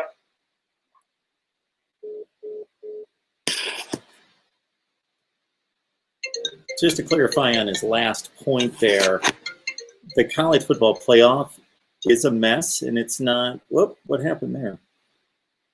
The college football playoff is a mess, and it needs fixing. But from a monetary standpoint, it doesn't need any help as compared to the NCAA basketball tournament. There's no comparison between the success of the two events. And the NCAA tournament in basketball continues to wane in popularity severely as college basketball continues to wane in popularity while college football is heading in the other direction. MarkRogersTV, the voice of college football, who's on the line? This is Steven. Hey, Steven. How are you? Omaha. I was kind of watching the Oklahoma-Florida game, and I was kind of curious and what your thoughts on how Florida played compared to what they played this whole year, and do you think opt-outs should be part of college football, or do you think that something needs to change so that opt-outs aren't causing what happened with the score tonight? I think that Florida's a much better football team than what they showed tonight. They were missing all their wide receivers. They were missing some key defensive personnel, but it was no excuse for their lack of preparation, their effort, and the way the game was coached. They were embarrassing. Even with missing some personnel, they should not lose that game by 35 points. They should be more competitive. They should take more pride in their performance on national television in a Cotton Bowl game. But it is understandable that they lost the game to a certain extent because of the opt-outs. Now, should opt-outs be allowed? Well, we live in a free country, and people are free to make decisions. Hopefully that continues. So I don't like the opt-outs. I do think that there should be something done to where there's ramifications for them, because those student athletes did sign a contract to receive a scholarship. So as long as they're on the team and receiving room, board, meal money, and a free education, that's in exchange for that they show up to practice and meetings and play the games unless they're injured. So there should be some ramification involved. What would you put as a ramification if they decide to opt out of the bowl game since they committed themselves to play for the university through most of the season, and then when it comes to the off season they decide not to play? Well, that's a tough one, because the reason they opt out is because they know that they're in line for an NFL draft position. Therefore, they're thinking money, and they don't any longer need school. So they don't care if they attend class in the next semester. But otherwise, I would not allow, they would be terminated from school. I don't know that you can provide any other ramifications for that, except that they no longer have access to the athletic facilities on campus and are no longer part of the team. We've seen players opt out at times and still travel with the team and still stand on the sidelines and all of that. I would not allow them to do that. That's for sure.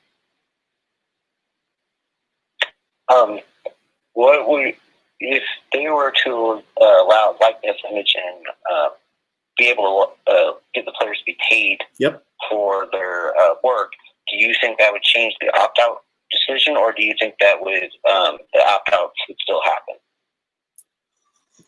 That's a great question. I would believe that it would help the situation if a player knew that they could travel to the Cotton Bowl in Dallas. And let's say this is a normal year in which there is not a COVID pandemic situation and they are able to spend an entire bowl trip there in Dallas and go to all the activities and do all the things that they enjoy doing. But in addition to that, they can have several sessions signing autographs and posters and t-shirts, and they can make money. Absolutely. As long as that's sanctioned and controlled by the school, I am all for that. Do you think that it should be like the NCAA should bring it up, or do you think that the NCAA will try to fight it as much as possible because they still think the student athletes are amateurs at that point, because they want to be able to hold that idea? Yeah, well, there's been complete. It's been the NCAA's approach in all this, yes, to prevent progress. And I would love to live in a world in which school was first and the student athletes were truly student athletes first and foremost, and there was no money involved and everything was great. But that's not any longer possible. It's neither here or there. There's too much TV money, too much involved. It's too much of a business. It just is. And so we're not going to turn the clock back. And so, yes, I don't know who. So this, you're getting to the crux of the issue every time there's a national decision to be made in college football, just like with this pandemic. Every conference did its own thing because there is no central body that controls college football. We have the NCAA. Their main function is to investigate violations and allegations and to provide evidence and then penalize schools. But other than that, they proved completely worthless and were not involved in any of the handling of the scheduling or the guidelines concerning the pandemic. These conferences work autonomously. So that's a big problem, is to get everyone on board to make some real moves when it comes to what we're talking about. Do you think that if there was a person in charge of the Power Five and, let's say, somebody in charge of the Group of Five, or bringing the American Conference up to the Power Five, making the Power Six, yep, do you think that they would change how the playoff system would be done and getting rid of the committee so that you'd have an actual fair playoff system? Well, and that's a great point. That's a great point, what the Power Five should do. And I certainly haven't thought this through since it just hit me based on what you stated, is they just experienced a situation in which they were all running around doing their own thing and to the detriment of college football. I would think that the Power Five or Power Six conferences could get together and say, we're going to build a board that is going to involve fair representation from all of our conferences, and we're going to deal with, and they can brainstorm all the different issues in college football, whether it's scheduling, whether it's the playoff, whether it's athletes being paid for their likeness and image, all those things, and come up with uniform rules and guidelines that they all can agree upon. And so there's no confusion. And so everything's equitable across the board. Yeah, I kind of been wondering if that would be a better way to make sure that everybody would be on the same page, and then you would actually reduce the amount of opt-outs that are happening in most of these bowl games that are now, some people could call it meaningless, but it's just depending on how you want to look at it. My last question for you is, I'm a big Iowa State fan, and I was wondering if you have any what are your thoughts on the Oregon and Iowa State Fiesta Bowl, and do you think Oregon should be part of the Fiesta Bowl in the way that they took over Washington when they could not play in the Pac-12 championship? Well, I just think that this year is so different from any other year that we should all just be happy that there were football games played, and the fact that some conferences played 6 games and others played 9, and it was all over the place. And the Pac-12 had to do what it had to do just to get 2 teams on the field, because one of them, Washington, as you mentioned, was not able to meet the COVID guidelines. I thought the Pac-12 made a big mistake the week prior, because the USC-Colorado game had been canceled the week before that, and then they had the perfect opportunity to match up those 2 teams to decide the other division championship, and they didn't. They failed to do that. But I don't know how else, once they got to that point in the season, the Pac-12 was going to handle it. That was pretty much the only way to handle it, unless they said, you know, we're going to banish the divisions, and USC, who's 5-0, and Colorado, who is 4-1, are going to play for the Pac-12 championship. They could have done that, but they didn't decide to do that like the ACC at the beginning of the season. So I would think that that would have been a bogus thing to do at the last minute. So they handled that about as well as they could. Right. I think that to that point, I think the Big 12 by itself, since it's been 10 teams, I think the Big 12 actually benefited from this year, because they actually had 2 of the best teams in the conference play in the championship game. And I think that actually helped the Big 12 more than it helped probably the SEC or the Big 10 or the Pac-12 collectively. Well, what's ironic about the Big 12 is that since it contracted and teams left, it created a situation in which it's actually the most legitimate championship of all the championships in the Power 5, because everybody plays everyone. So you don't have a scheduling discrepancy among teams like you do in other conferences. Everybody plays everybody. And then you take the top 2 teams and you play the conference championship. It is by far the purest conference championship in college football. Right. So, do you have any thoughts about the Iowa State-Oregon game, or have you kind of looked into that? I talked to an Oregon guy today, and we posted a video that will be released tomorrow. Iowa State's one of my most likable teams. I enjoy watching them play. I love what Matt Campbell's done. I think it's a great story, how he's built that program. I think they have a tremendous running back, of course, in Breece Hall. And I love the way that they've played defense over the last 3 to 4 years. And I just think they're an exceptional program. And hopefully they can keep Matt Campbell. Yeah. I thought Brock Purdy, unfortunately, made a poor choice at the end of the Big 12 championship game when he just threw that ball up for grabs when he didn't need to. I think it was only 2nd and 10, where they didn't have a chance then to they still had about 45 seconds to try to score a touchdown and win the game. Yeah, I agree with you on that. One of the other things I thought about when I watched that game was the targeting against Icing Young. I think that they needed to change the targeting rule, because that, to me, was just a lot of bullshit in my personal opinion. Yeah.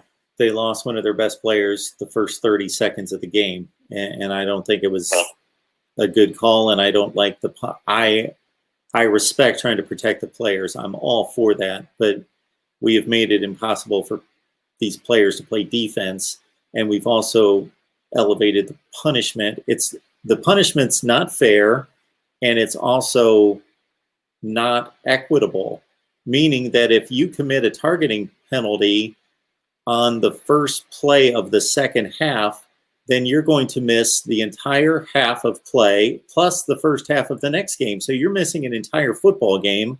Whereas if you commit that penalty on the last play of the game, you're just missing the first half of the next game. why they can't make the penalty equitable makes no sense to me. What would you do then to revise the targeting penalty if it was given up to you, and how you would want to revise it so it'd be more fair for the player, and then so that the player has a shot to actually play for some of the game, or maybe not the whole game, but just like half? Well, fortunately, they took the shame out of having to walk to the locker room. So at least they did that this year, and they can at least stay on the field with their teammates. What they need to do beyond that is just make it a 15-yard penalty. It's an unnecessary roughness penalty, and it's a 15-yard penalty, and give the student athletes an opportunity to at least have one shot at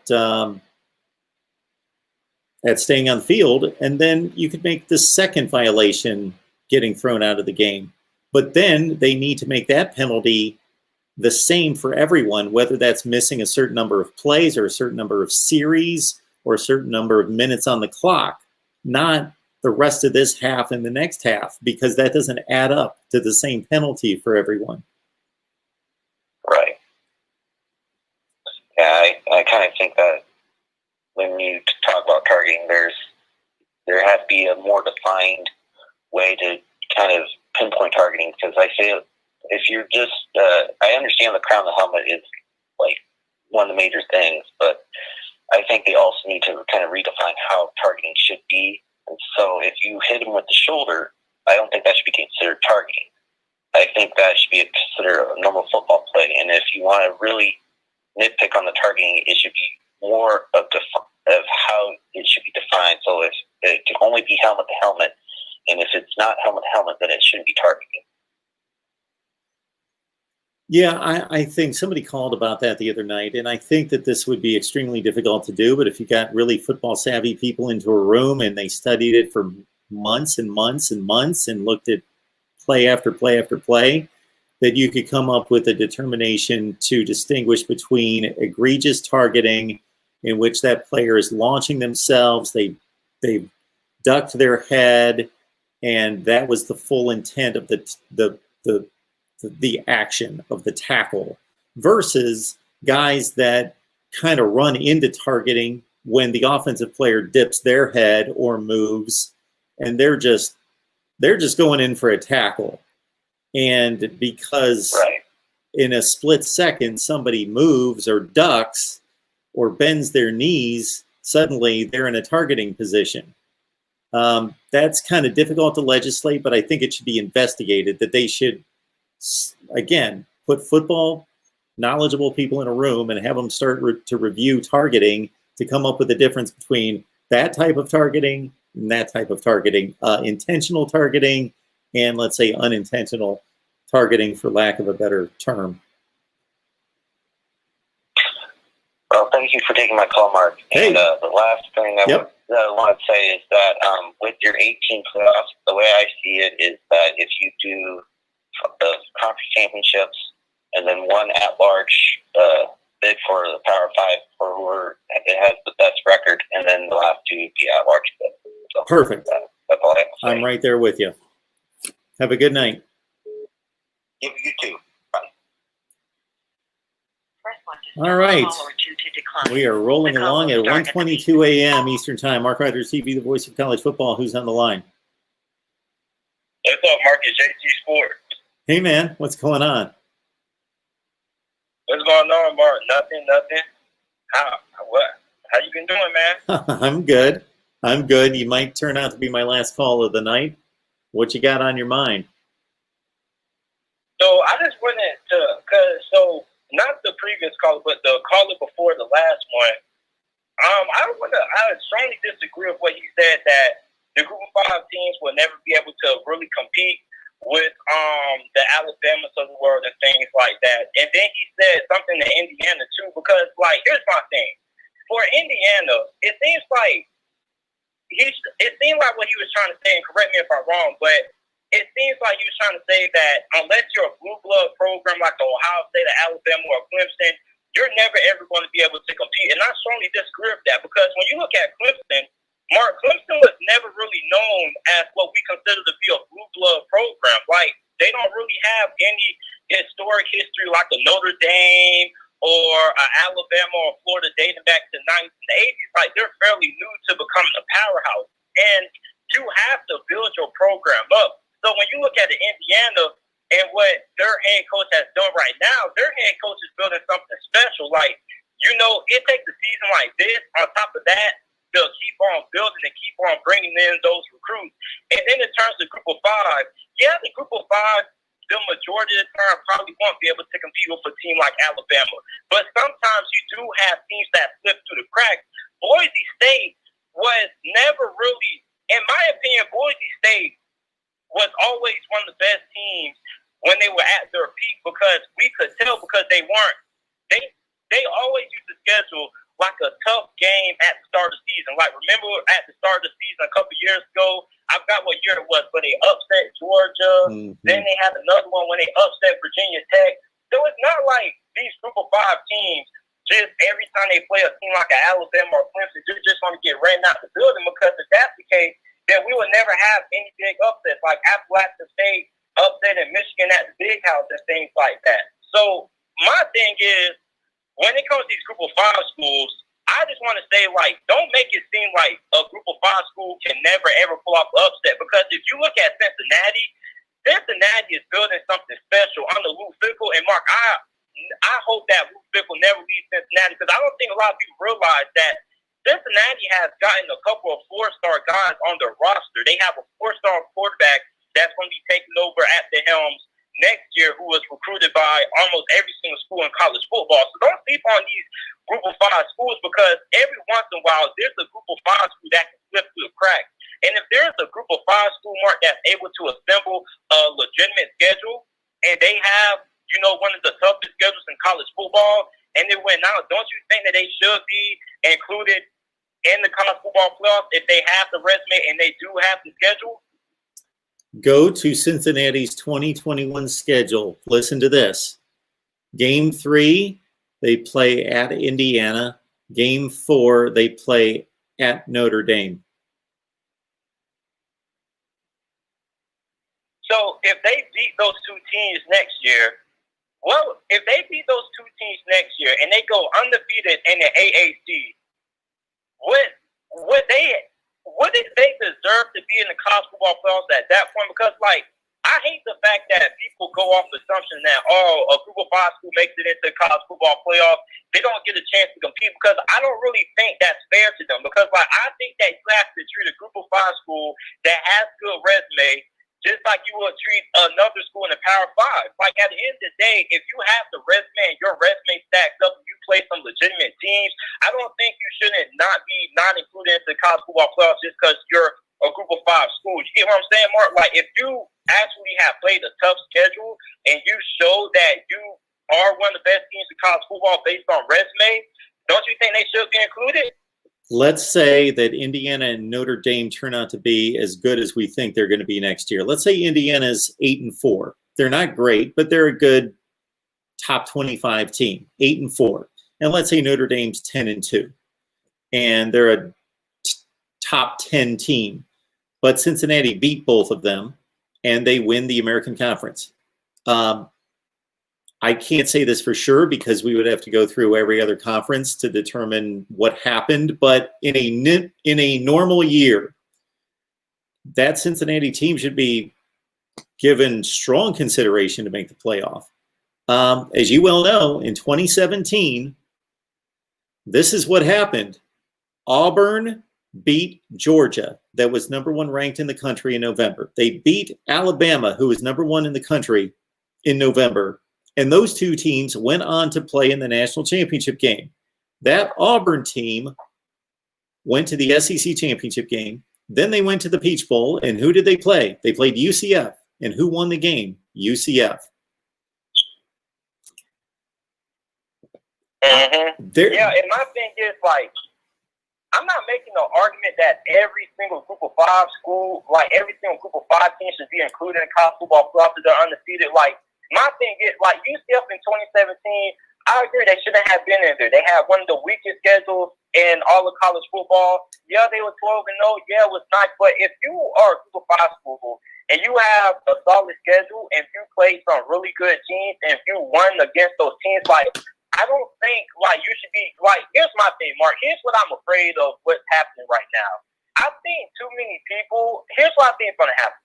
I think eventually there's going to be a Group of 5 school that plays a pretty good schedule, and they still don't get in because they're a Group of 5 school. Like, that's what I'm afraid of happening with this college football playoff system. Like, I want a team that has played a good schedule, has a good resume. I want them to be in the college football playoff that they deserve to be. Like, I don't want no Group of 5 school to be discredited just because they're labeled a Group of 5 school and people just think that they have no chance at competing. Because at the end of the day, things can happen, Mark. Because at the end of the day, these teams like Indiana and these teams like Cincinnati, yeah, they may not recruit at the level of Alabama or Clemson, but how they negate that is by they take a 3-star guy and they develop him.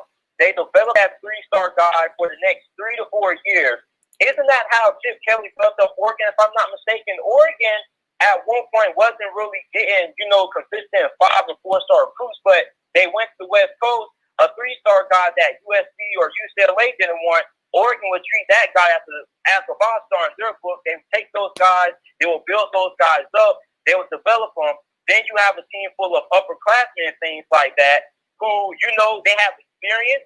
They also have development there. Like, I don't know, Mark. Like, I don't think I'm sounding crazy. I'm just saying, like, I think that a lot of people are just not wanting to include the Group of 5 just because they're labeled a Group of 5 school. So, therefore, like, they have no chance. Because when you walk in that football field, anything can happen. And I know, recruiting matters and things like that. But I think that eventually, every once in a while, there could be a special Group of 5 school. And I wanted to know, what's the best way we don't miss that special Group of 5 school?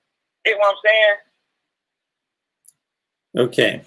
Well, what I'm basically saying, and this is the bottom line for me, that there is no comparison between the Power 5 and the Group of 5, largely. But the top teams in the Group of 5 are generally in the 15 to 25 range in college football. And we need to make a decision to whether include them formally in the playoff or not include them. Not to say that we consider them, because they're not being considered. So we either need to include the best Group of 5 team in the current playoff system and expand it to 8, or we need to exclude them and say, go play your own championship. But I do want to say, man, that I hope you're not comparing Cincinnati to Alabama, Ohio State, and Clemson. I thought that's what I heard there. No. All right. What I was saying is, like, there may come a point in time that you have one Group of 5 school every once in a while that climbs up the ladder, and eventually they have a really good team that's capable of competing on, one special season and it's good enough to pull off an upset against Alabama or Clemson or get one of those schools a close game. And my thing is, I want that Group of 5 school recognized. And if they play a pretty good schedule, I think that they should get in. Like, I'm not saying, like, Group of 5 is on the same level as, Alabama, Clemson, everybody else. I'm just saying that I think that it's getting to a point that eventually we're going to have a Group of 5 school that is really good, deserves to be in, and they won't get in just because they're labeled a Group of 5 school. So, therefore, they don't get labeled in because everybody's just going to assume that they just can't compete without giving them the chance. All right, man. I appreciate the call. I appreciate you, Mark. Have a good one, man. You too. All right. I think we had hit the limit on that. Point well taken. You either include the Group of 5 and say we are legitimately including them for one spot in an 18 playoff, or you say go play your own playoff. You need to do one or the other, not patronize them and make them feel good by ranking them 12th and 15th and 19th.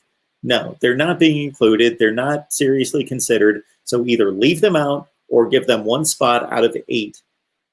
One or the other, in or out. Not, oh, we're going to make you feel good and we're going to say we're going to consider you, but Cincinnati and Coastal Carolina and UCF and other teams go undefeated and they don't get anywhere close to the top 4.